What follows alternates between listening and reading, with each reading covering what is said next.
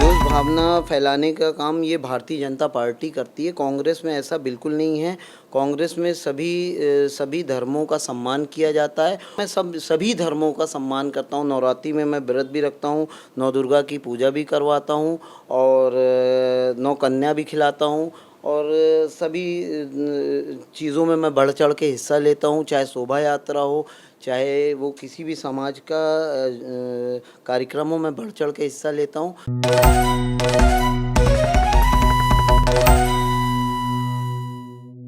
No फिकर के कार्यक्रम युवा की बात में आप सभी का स्वागत है और आज हमारे साथ हैं सतना युवक कांग्रेस अध्यक्ष हाजी मशहूद अहमद सहरू।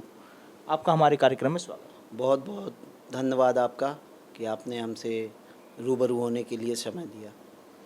आपसे जानना चाहेंगे अहमद जी कि आप किस प्रकार से युवक कांग्रेस बने, युवक कांग्रेस के अध्यक्ष बने और उस युवक कांग्रेस को कैसे बढ़ा रहे हैं, ये आपके बारे में जानना चाहेंगे कि कैसा आपका सफ़र रहा, कैसे युवक कांग्रेस के अध्यक्ष तक आप पहुँचे। मेरी छात्र राजनीति में वाणिज्य महाविद्यालय वीएमबी कॉलेज में पहला चुनाव लड़ा और मैं वहाँ 14 से चुनाव जीता। फिर उसके बाद मैंने यूथ कांग्रेस का विधानसभा अध्यक्ष के लिए चुनाव लड़ा, चूँकि राहुल गांधी जी की मंशा थी कि लोग ज़मीनी स्तर से लोग नीचे से निकल के आए, ना कि कोई बड़े नेता का हाथ हो तो फिर वो आगे आए। कहीं ना कहीं वो ज़मीनी स्तर से निकल के आए, ऐसा राहुल गांधी जी की मंशा थी। तो हमने उस सोच को देखते हुए यूथ कांग्रेस विधानसभा का चुनाव लड़ा। जब मैं विधानसभा यूथ कांग्रेस सतना विधानसभा चुनाव लड़ा तो मैं 1 वोटों से हार गया।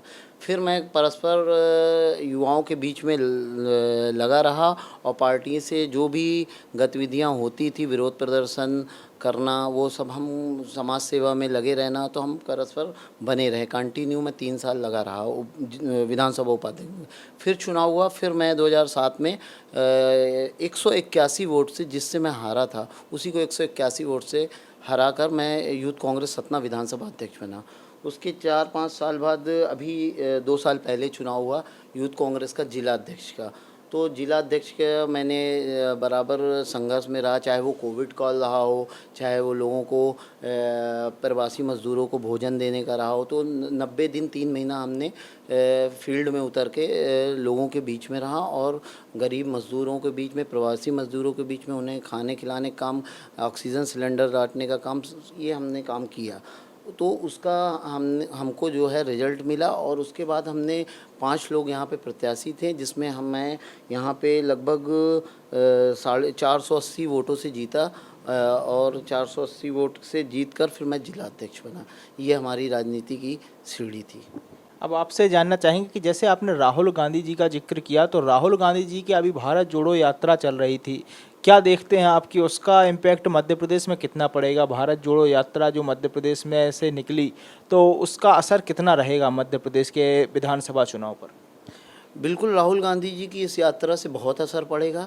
कहीं न कहीं समाज में एक राहुल गांधी जी की बहुत अच्छी छवि के रूप में निकल के आए, क्योंकि जब वो सदन में बोलते हैं तो उनका माइक बंद कर दिया जाता है और जनता के बीच में जब वो जाएंगे तब तो उनको पता चलेगा कि जनता के अंदर की आवाज़ क्या है।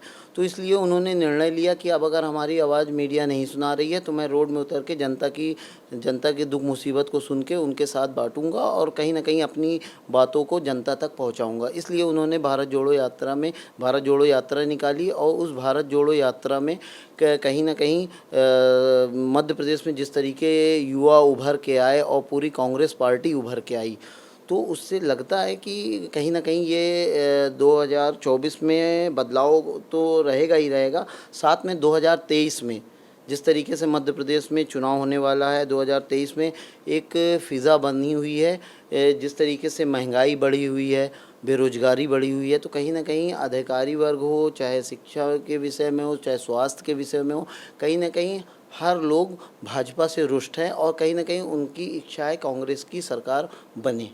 आपने जैसे बेरोजगारी शब्द का जिक्र किया, बेरोजगारी शब्द के साथ साथ सतना का भी उल्लेख होना चाहिए, जहां से आप प्रतिनिधित्व कर रहे हैं सतना से। तो सतना में रोजगार की क्या स्थिति है? सतना में रोजगार के क्या आयाम हैं जिनसे युवाओं को रोजगार मिल सके, यहाँ के मजदूर वर्ग को रोजगार मिल सकते हैं? क्या स्थिति है यहाँ पे?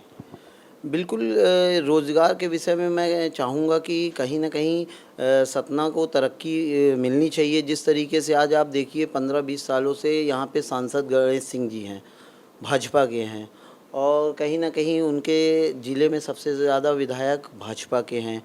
महापौर उनका बैठा हुआ है। उसके बाद भी आज आप देखिए सतना, जबकि सतना और रीवा की तुलना की जाए तो कभी सतना टॉप हुआ करता था और रीवा को बहुत पिछड़ा कहा जाता था। आज रीवा की स्थिति टॉप में हो गई है और सतना कहीं न कहीं पिछड़ता जा रहा है।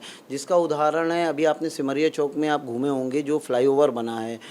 वो फ्लाईओवर करीबन 10 साल में तैयार हुआ है फ्लाईओवर। जब एक फ्लाईओवर तैयार होने में सतना का 10 साल लग रहा है और नगर निगम का इनकी कोई रूपरेखा नहीं, कोई प्लानिंग नहीं है। आज रोड बनती है, रोड बने महीना भर नहीं होता है, फिर ये खोद के सीवर लाइन डालने लगते हैं और कहीं न कहीं आए दिन आम जनता को परेशानी का सामना करना पड़ता है। और युवाओं के रोज़गार के निश्चित इनको मेडिकल कॉलेज का उद्घाटन हो रहा, बहुत अच्छी बात है, लेकिन कहीं न कहीं जैसे कि हमारा सरकारी हॉस्पिटल है, वहाँ पे स्वास्थ्य की सेवाओं का लाभ पूरे ज़िले के लोग आते हैं और सब तकलीफ़ में परेशान रहते हैं। ना ही डॉक्टर है, ना ही जाँच की मशीनें हैं। उनको कहीं न कहीं सुविधा होनी चाहिए जिससे स्वास्थ्य का आम जनता को लाभ मिलेगा। अब आपसे जानना चाहेंगे कि सतना क्षेत्र के बारे में आपने रोजगार की बात कही है, तो सतना में वर्तमान समय में जो विधायक हैं वो कांग्रेस पार्टी से ही हैं, तो आपको 2023 की क्या स्थिति नज़र आती है कि क्या रिपीट होने वाले हैं या फिर कोई नया चेहरा हो सकता है जो सतना का प्रतिनिधित्व करे? आपके अनुसार क्या स्थिति है? बिल्कुल, सतना ज़िले की 7 सीटें हैं। 7 सीटों में अभी प्रेजेंट टाइम में हमारे जो विधायक हैं, सतना में हों, चित्रकूट में हों, आपका रैगाँव में हैं और निश्चित तौर पे 7 में से कहीं न कहीं 5 से 6 सीटें कांग्रेस को मिलेंगी और मैं चाहता हूँ कि यूथ कांग्रेस के भी लोगों को टिकट दी जाए। जो सीट कमज़ोर लगती है पार्टी को, कांग्रेस पार्टी को, वो सीटें यूथ कांग्रेस को देनी चाहिए और निश्चित वो सीट जीत के कांग्रेस पार्टी की झोली में ला के जीत करके ला के देगी। और जिस तरीके से तैयारी कर रहे हैं और ऑलरेडी मैं फील्ड में लोगों के बीच में रहता हूं, जनता के बीच में रहता हूं, तो उनके सुख दुख में खड़ा रहता हूं, आंदोलन प्रदर्शन करता रहता हूं, तो कहीं ना कहीं मैं भी सतना विधानसभा से चाहूँगा कि यूथ कांग्रेस से अगर टिकट देना हो तो पार्टी एक बार हमें भी मौका दे। अब आपने जैसे आपका जिक्र किया है, तो अगर आपको पार्टी मौका देती है और 2023 के चुनाव में विधानसभा चुनाव के लिए आपको मौका देती है, अवसर मिलता है आपको, तो किन किन एजेंडों पे बात होगी, किन किन मुद्दों पर आप आगे बढ़ेंगे, किन एजेंडों के साथ आप चुनाव में आगे आएंगे? अगर पार्टी हमको मौका देगी तो निश्चित तौर पे जिस तरीके से मैं कंटिन्यू अपने युवा वर्गों के बीच में उनके दुख सुख मुसीबतों में मैं रहता हूँ और कहीं ना कहीं अगर युवा वर्ग को यहाँ से मौका मिलेगा तो इसकी एक अच्छी पहल रहेगी, एक अच्छा मैसेज जाएगा और यूथ कांग्रेस जो पूरे ज़िले में, चाहे मध्य प्रदेश में, तो आप देख सकते हैं कि जिस तरीके से प्रदर्शन यूथ कांग्रेस करती है, कोई भी पार्टियां इतना प्रदर्शन नहीं करती जितना यूथ कांग्रेस करती। चाहे वो लाठी डंडा खाने की बात हो, चाहे वो जेल में जाने की बात हो, चाहे वो मुकदमे लगाए जाएं। आज 16-16, 17-17 मुकदमे हमारे ऊपर लगे हुए हैं। कहीं ना कहीं पार्टी के लिए वफादारी, ईमानदारी के साथ मैं उनकी युवाओं की लड़ाई को लड़ता हूँ और बेरोजगारों की लड़ाई को लड़ता हूँ, गरीबों की लड़ाई को लड़ता हूँ और कहीं ना कहीं उनके लिए मैं खरा उतरने की कोशिश करता हूँ। जैसे कि राजनीति में आपने देखा होगा कि काफ़ी जातिगत समीकरण भी आजकल बनते हैं चुनाव के दौरान, धर्म के बारे में भी बात होती है। इन सब से परे निकलकर आप किस तरीके से अपने आप को रिप्रेजेंट करेंगे, क्योंकि आज कहीं ना कहीं आप देख सकते हैं कि माहौल बदला है, वक्त बदला है। ऐसे समय में आप किस तरीके से अपने आप को रिप्रेजेंट करके सामने लाएंगे और लोगों के विश्वास जीतेंगे, क्या नज़र आता है आपको? निश्चित बहुत अच्छी बात की है, लेकिन ये कहीं ना कहीं द्वेष भावना फैलाने का काम ये भारतीय जनता पार्टी करती है। कांग्रेस में ऐसा बिल्कुल नहीं है। कांग्रेस में सभी धर्मों का सम्मान किया जाता है और मैं भी सभी धर्मों का सम्मान करता हूँ। मैं जहाँ पे रहता हूँ, मैं जहाँ पैदा हुआ, वहाँ पे एक लौता घर हमारा था मुस्लिम परिवार में, वहाँ पे जैन परिवार है, सभी धर्म के लोग हैं। मुस्लिम परिवार का एक मेरा लौता घर था। और आज जहाँ मैं रह रहा हूँ राजेंद्र नगर में, वार्ड क्रमांक 36 में, यहाँ निश्चित तौर पे ब्राह्मण, ठाकुर, चौरसिया, गुप्ता, जैन सभी रहते हैं और यहाँ पे भी मैं इकलौता रहता हूँ। तो कहीं न कहीं मैं सभी धर्मों का सम्मान करता हूँ। नवरात्रि में मैं व्रत भी रखता हूँ, नौ दुर्गा की पूजा भी करवाता हूँ और नौ कन्या भी खिलाता हूँ और सभी चीज़ों में मैं बढ़ चढ़ के हिस्सा लेता हूँ, चाहे शोभा यात्रा हो, चाहे वो किसी भी समाज का कार्यक्रमों में बढ़ चढ़ के हिस्सा लेता हूँ और निश्चित तौर से सभी समाज का साथ मेरे साथ है। आपसे अब अंतिम प्रश्न कि अगर आपको कहीं किसी विधानसभा से अवसर मिलता है तो वह कौन सी विधानसभा होनी चाहिए जहां से आपको टिकट मिले, या फिर आप सतना के किस विधानसभा से चुनाव लड़ना चाहेंगे? मुझको पार्टी जो सबसे कमज़ोर सीट हो, जो पार्टी को लगता है कि भाजपा यहाँ मजबूत है, कांग्रेस पार्टी यहाँ कमज़ोर है, वो कोई भी कमज़ोर सीट से मुझे उतार दे, मैं चुनाव में लड़ने के लिए तैयार हूँ। और मेरी अगर आप मंशा पूछेंगे तो मेरी दिली इच्छा है कि मैं सतना विधानसभा अगर मुझे मिले तो मैं सतना विधानसभा लड़ के जीत सकता हूँ। और जहाँ तक कि हमारे सतना में युवाओं की अगर आप बात करेंगे तो जिस तरीके से आज आप देखिए महंगाई की चरम सीमा छू रही है। निश्चित से कांग्रेस की गवर्नमेंट में कांग्रेस की गवर्नमेंट में गैस सिलेंडर 300 से 400 के बीच में मिला करता था, आज 1000 रुपये मिल रहा है। पेट्रोल 50 से 60 रुपये मिला करता था, डीजल 40 से 50 रुपये मिला करता था, आज 100 के पार है। चाहे वो पेट्रोल हो, चाहे वो डीजल हो, रसोई गैस हो और रसोई का तेल, महिलाओं के कमर टूट रही है। किस तरीके से 100 रुपये के अंदर का तेल हुआ करता था, रसोई तेल हुआ करता था, आज की डेट में 200, 250 रुपये, 300 रुपये तेल लीटर मिल रहा है। तो कहीं ना कहीं ये जिस तरीके से महंगाई है और सतना ज़िले में सबसे ज़्यादा रेवेन्यू राजस्व वो 52 ज़िलों में सबसे ज़्यादा अगर कोई पे करता है तो वो सतना ज़िला करता है। और सतना ज़िले में मैं चाहूँगा कि मेरे युवा साथियों को, जो बेरोज़गार साथी हैं, जो मार्कशीट लेके पढ़ाई करके दर दर की ठोकरें खा रहे हैं, और वो सातों विधानसभा में जो भी हमारे युवा साथी हैं उनको रोज़गार मिलना चाहिए।